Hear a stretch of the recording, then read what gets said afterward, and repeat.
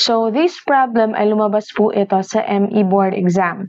The question is, how many cubic feet is 100 gallons of liquid? So, take note that yung 1 cubic feet is actually equal to 7.48 gallons.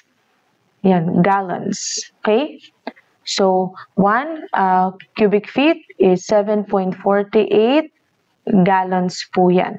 So, yung ating given is 100 gallons. Iko-convert natin siya to cubic feet.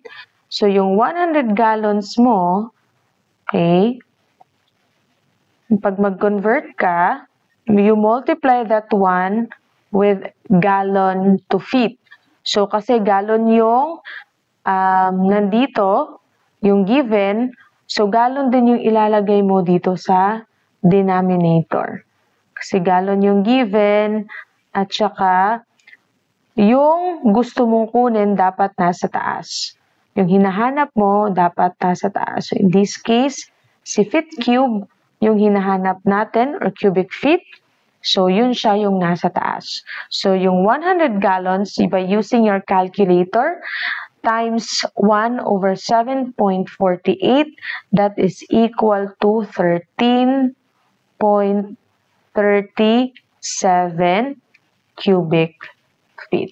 So, ganun lang po kasimple mag-convert ng cubic feet to gallons.